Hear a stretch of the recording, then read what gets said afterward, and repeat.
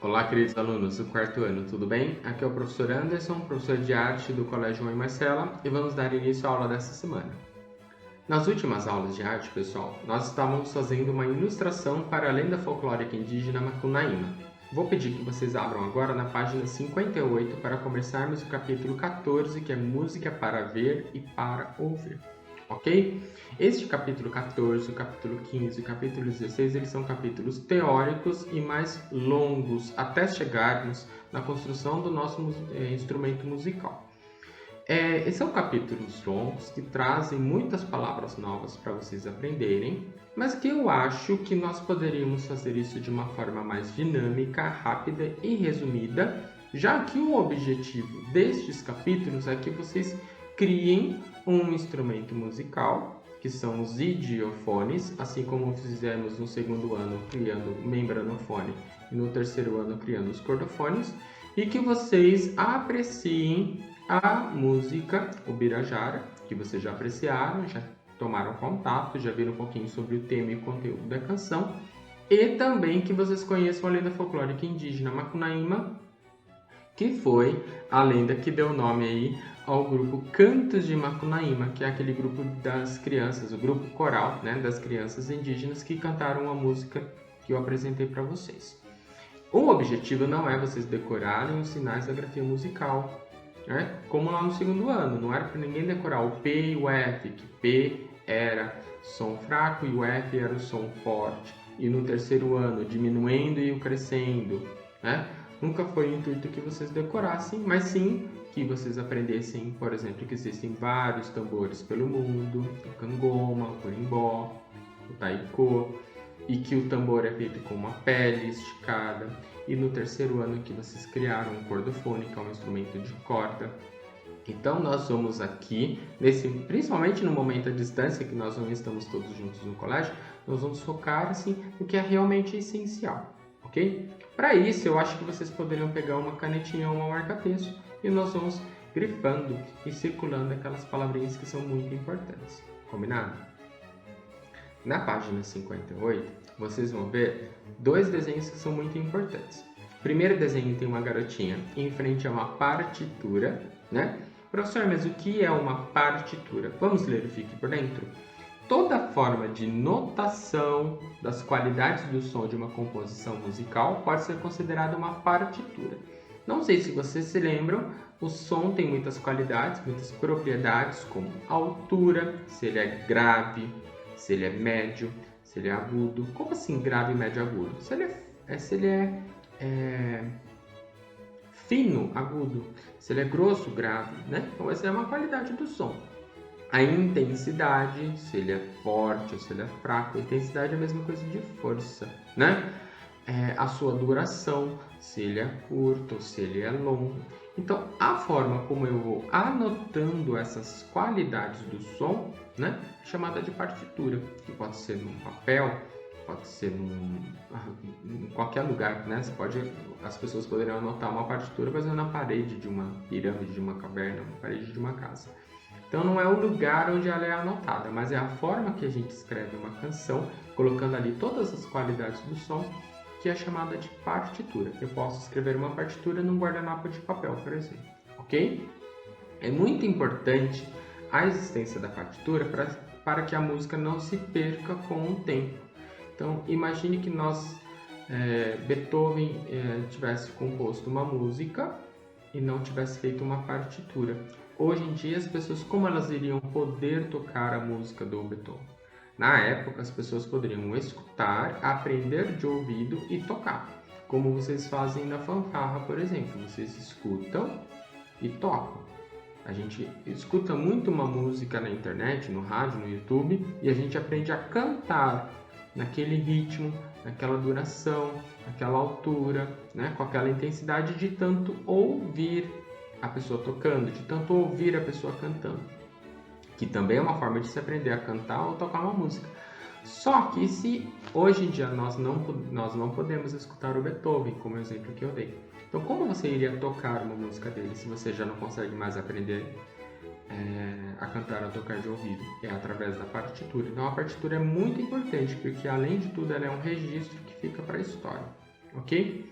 Como eu falei para vocês, algumas pessoas elas não aprendem a tocar e cantar uma música utilizando uma partitura, lendo essa partitura, e sim de ouvido. Então aprende a tocar de ouvido, aprende a cantar de ouvido, que é o mais comum, ok? Por isso esse desenho aqui embaixo, onde temos uma pessoa e o ouvido cantando, né?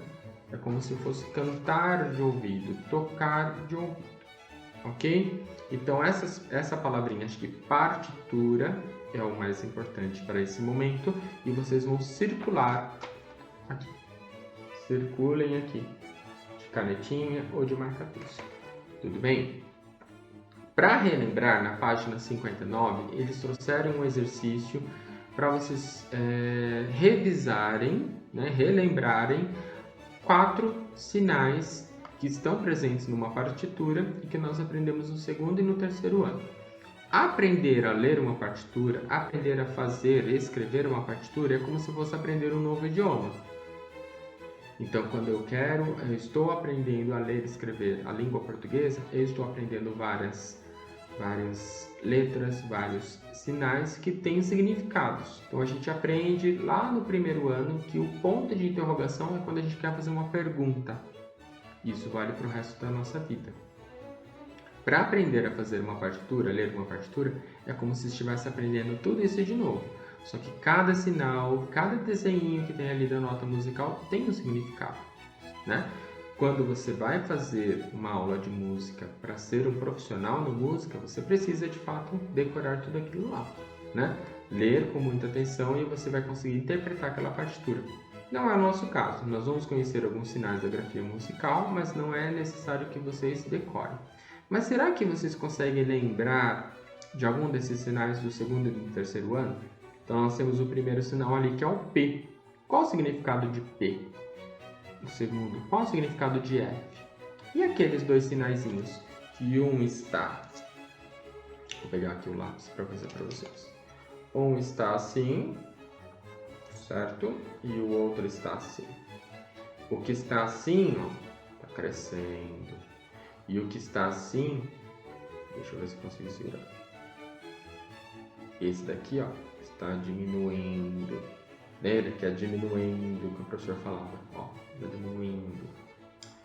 Qual o significado deles? Então eu vou deixar um minutinho para vocês fazerem uma seta aí de lápis de escrever no significado de cada um desses símbolos que fazem parte de uma partitura. Então se você for escrever uma partitura, com certeza você vai utilizar esses símbolos. Vamos lá? Vamos fazer uma correção então, pessoal. Não tem problema caso vocês tenham errado, porque como eu disse para vocês, eu nunca pedi que vocês decorassem esses sinais. O P significa o quê? P é de piano. Piano é som suave. Então, um P significa som suave, som fraco. Fraco, né? De intensidade. Intensidade é a mesma coisa de força. Então, vamos encontrar qual a resposta que melhor encaixa aí com o sinal P.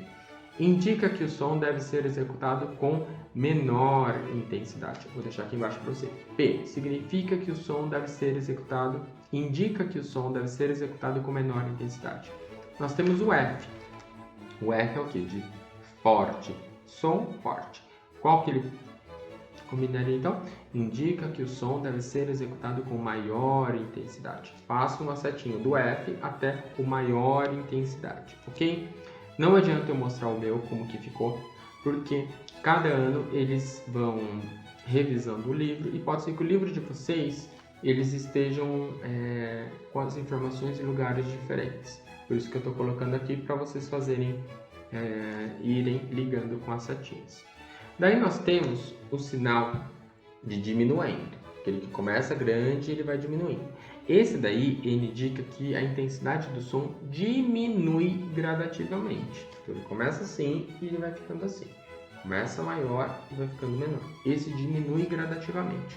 Já aquele que começa pequenininho e ele vai aumentando, é o crescendo. Então ele indica que a intensidade do som aumenta gradativamente. Ok?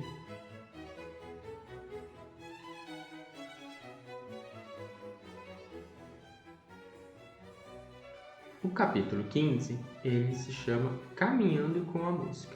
Professor, mas como assim caminhando com a música? Porque quando a gente vai ler uma partitura, é como se ali a música estivesse caminhando, do início até o final. Tanto que no final tem a barra final mesmo, né? Então a gente vai lendo a partitura como se fosse a música caminhando. E esse caminhar da música, ele é dividido como se fosse assim: caminha 1 metro e para, caminha 1 metro e para, caminha 1 metro e para. Essa divisão da caminhada, né, dessa sua jornada caminhando, é chamada de compasso. Então nós vamos estudar isso nas próximas páginas. Por isso que o título é Caminhando com a Música, para a gente entender que nessa caminhada tem momentos de parar, tem momentos de ir rápido, tem momentos de ir devagar, dar um passo mais largo, dar um passo mais curto. Tem um momento que você vai caminhando e retorna para um outro lugar. Então, esses sinais, para a gente compreender, são os sinais da grafia musical. Por isso que eles fazem eles comparam a partitura da música ao caminhar com a música. Tudo bem? Nós temos aqui um trechinho da canção Ubirajara. Eu acho que vocês têm que deixar ali o livro de ponta cabeça para vocês conseguirem ler. E as crianças, elas não estão entendendo muito bem alguns sinais. Alguns sinais vocês já conhecem e alguns sinais não. Nós vamos ter esse contato com esses sinais, mas não é necessário decorá-los. Tudo bem?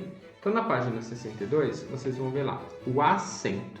Então, sempre que esse sinal, eu até mostrei para vocês aqui, que ele aparece em cima da música, em cima de uma nota musical, significa que aquela nota musical, ela tem um acento.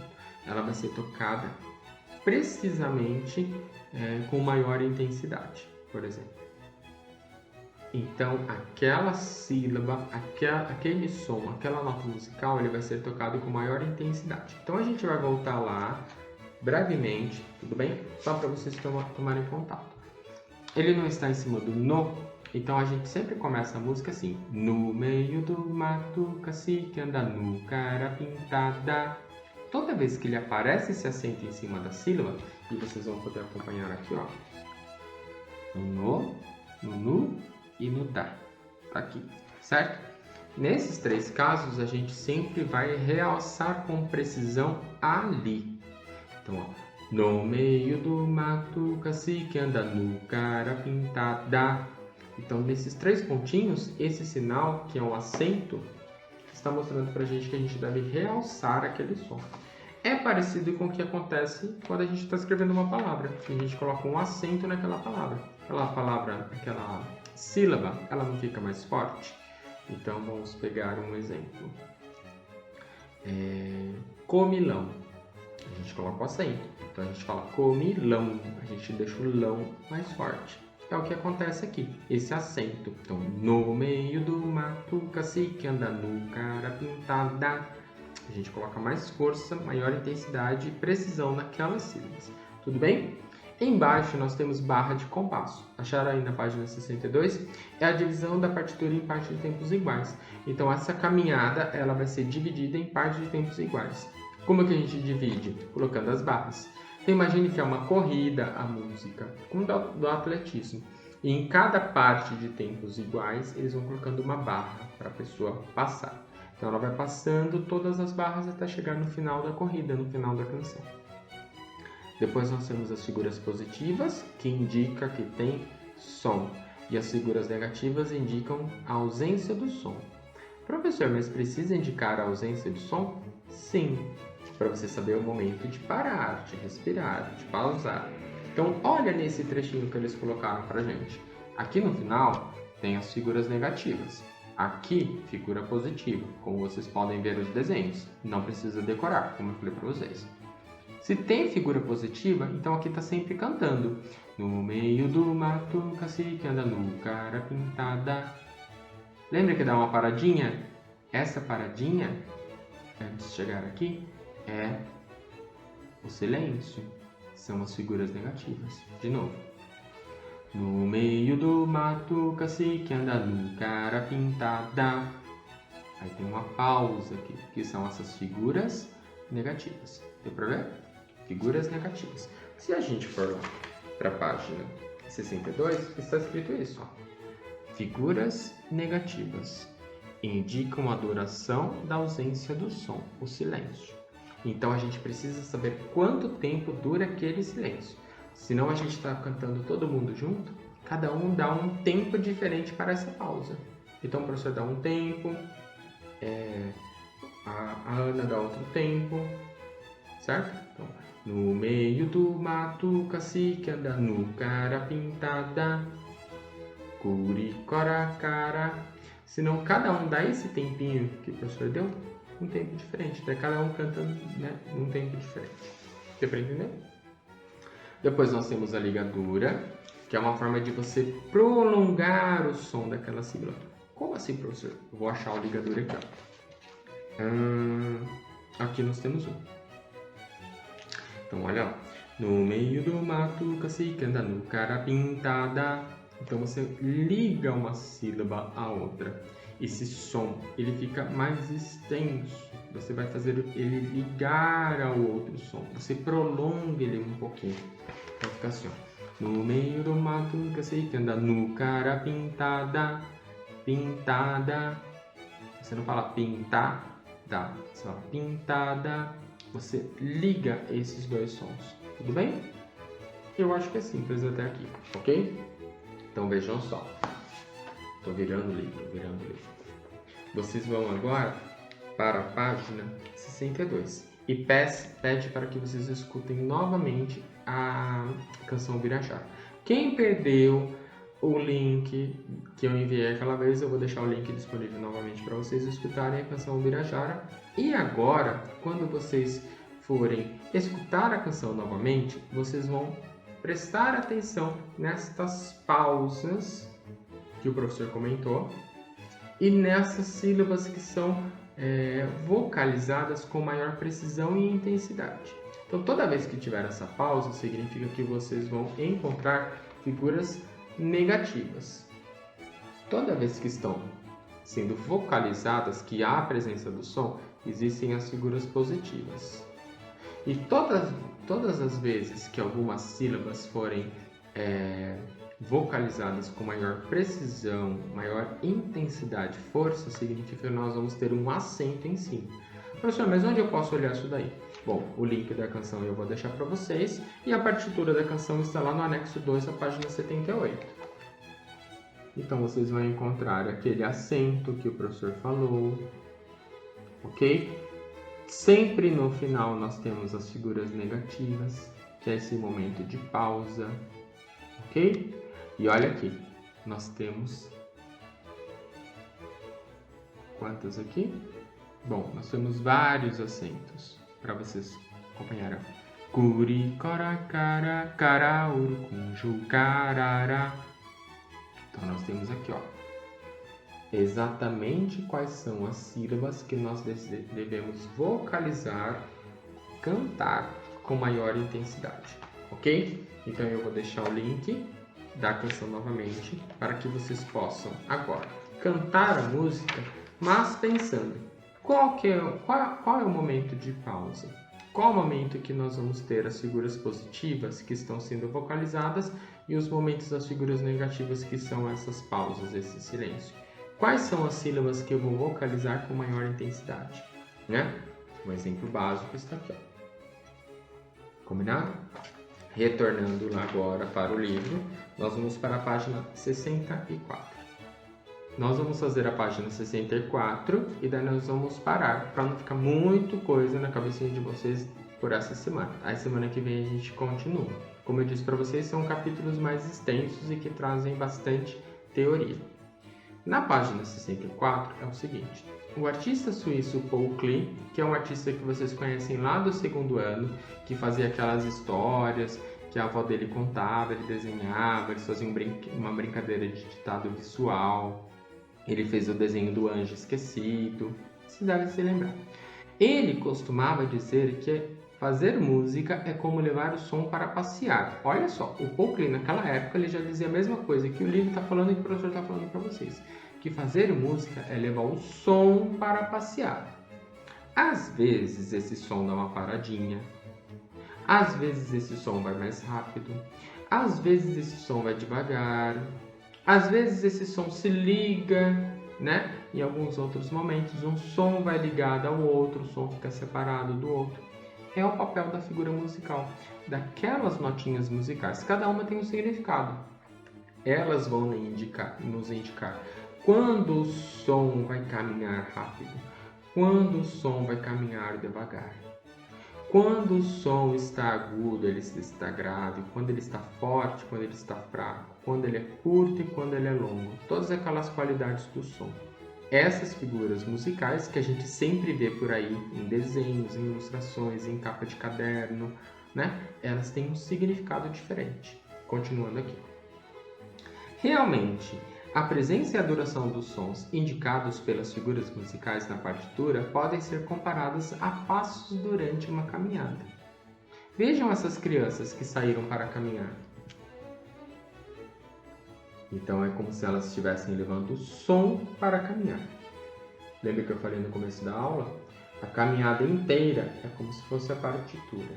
E cada trechinho da caminhada é como se fosse o compasso. Certo? E vocês podem observar que as crianças estão dando passos com tamanhos diferentes, com durações diferentes. É o tempo. Então, vou mostrar para vocês, vou comprovar para vocês. Se a gente pegar uma régua, eu tenho aqui um passo com uma largura. Se eu for para esse, ele diminui. Se eu for para esse, ele diminui, ó, né? E assim por diante. E vocês estão vendo que para cada tempo de duração desse passo, deste som, a gente pode substituir como se isso daqui não fosse uma caminhada, um passo, fosse o som, fosse a música, eles vão ter um símbolo diferente. Cada um desses símbolos tem um nome diferente, né? Cocheia, semicocheia, breve, semibreve. Ok? Nós vamos continuar aqui na história da caminhada. Para cada passo que vai diminuindo, nós temos uma figura diferente. E essa figura está relacionada ao tempo de duração de um som. Ok? Vamos responder o observar e pensar e nós encerramos por hoje. Observe as figuras e a distância de cada passo entre elas. O que você conclui? De novo. Observe as figuras e a distância de cada passo entre elas. O que você conclui? O que vocês podem observar entre os passos? O que vai acontecendo com a largura dos passos? A largura dos passos diminui a cada figura. Ficou claro para todo mundo? Ele vai diminuindo a cada figura. Que está diretamente relacionado ao quê? Ao tempo de duração do som. Ok? Por isso que eles colocaram esses símbolos da grafia musical embaixo para vocês verem. Que cada um deles tem um nome que vamos ver na próxima aula. Ok?